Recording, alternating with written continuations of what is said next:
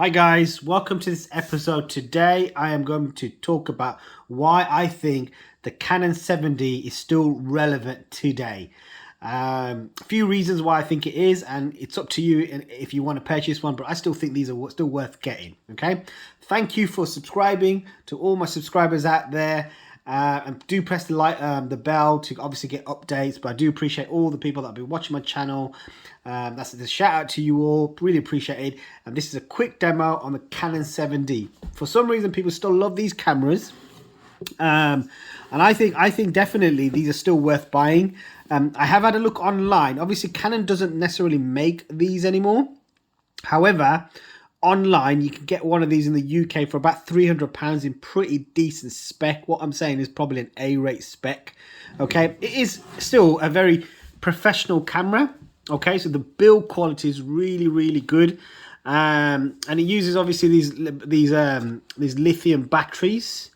Okay, so it still uses those. I haven't got one in there at the moment, but it just basically goes in there and you put your battery in there, and it uses compact flash. You know, I still like these, and the reason why I like compact flash is because they're really durable. You know, a lot of these newer cameras have Wi-Fi, so you can send it via Wi-Fi, but these compact flash cards are very robust. I'll be honest with you, I have had loads of compact flash cards, and touch wood, I've had very few errors. So if you're worried about buying an old camera like this, so a Canon 7D, obviously it's an old camera, it uses compact flash. You know, you won't have much problems with files because they're really solid.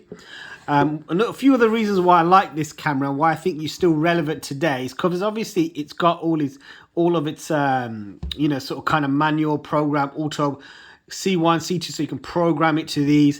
I like this viewfinder. Okay, so this viewfinder is obviously you know, it's a digital viewfinder, but you know, you can sort of hover through various things very easily, so that's really useful. But one of the reasons why I really like this camera is this. I really like this. I think this still works really well, and this kind of like hovers around within it.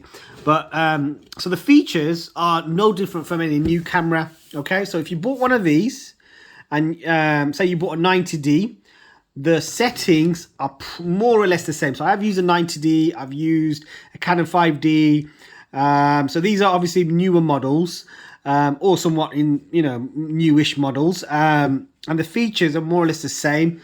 The quality of the pictures and the video, so this obviously shoots in 1080, and it's, you know, focus points, it's got a certain amount, not a huge amount. I think it's got 40, 50 focus points. Might be wrong, it might be less, might be more. But generally, it takes really nice pictures. And that's purely down to the build quality. The lens, obviously, you need to get yourself a decent lens as well. So the glass makes a huge difference to the quality. But overall, one of these bodies, £300 in the UK, second-hand, grade A, I would think. Definitely worth purchasing one of these if you're a student and you're on a budget. So, you know, if you think about it, 10 years ago, this camera would have been about £1,400. And it would have been top spec, great quality. It's still great quality and top spec. So when you take pictures with this and you download them and you look at them on your Mac or your PC, you would say, wow, those pictures still look really nice. Let me give you a scenario. It's like buying a Golf in, I don't know, 1998. And if you've not used it much, that Golf is still going to be pretty decent, even though it's an old 1998 model, because it's a brilliant car. And it's a similar sort of principle to these.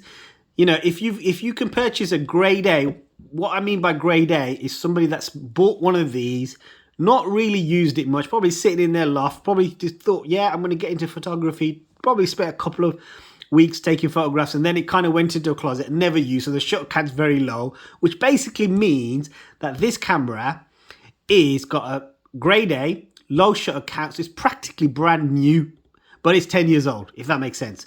So it's really worth buying one. You know, you can pick up one of these grade A for about £300. I did go on Google and I had a quick look, and I did see a couple for £300 grade A in the UK. So I'll be honest with you, why would you spend, I don't know, £700, £800 maybe on a DSLR or a mirrorless when you can get yourself a top spec albeit 2007, 2008 camera, which gives you 1080p, which gives you really nice quality of imagery, with a top spec camera, and spend only £300. So is it worth still buying one of these in 2022? I would arguably say yes, it is, but it depends what you're using it for, and it depends what your needs are. If you're starting off, get yourself one of these as opposed to a really expensive one. It'll do the job. You'll get really nice quality images. You'll figure out all the settings. I know I've made loads of videos about settings, and some people have been asking me, well, what do these settings do? I might talk through that next video actually, but you know, it's got all the professional tools that you need in order to be able to capture great images. This model here is very old. I've had a couple of these 7Ds, and I bought this one secondhand from a photography shop, and I've had it for 3 years, and it's had its day. Look, you know, even the lens has had a little bit of beating as well, but generally it's had its day. And it's ironically, this camera is still working, which I find amazing. So it's still working. The shutter does sort of kind of like fizz out a little bit now, but generally it's still working. It's still an amazing camera, and it does the job really, really well. Okay, so yeah, thanks for watching. Is it worth still buying one of these Canon 7Ds? I would say yes, but try to get it for about a couple £100. Don't spend no more than £300, and try to get a grade A. Okay, lens, you might want to check your lens to see if it fits with this body, because different lenses obviously fit with different bodies. If you've got 5D, for example, you need certain lenses for that particular model. So you might want to check that as well to see if that's compatible with that. You might have a slightly mid-range camera like an 850 D, and you've got kit lenses, 85mm kit lenses. They should fit. If there's this little dot there, they should fit. So yeah, thanks for watching. Any questions, please do post. And any questions, post. And I look forward to the next video.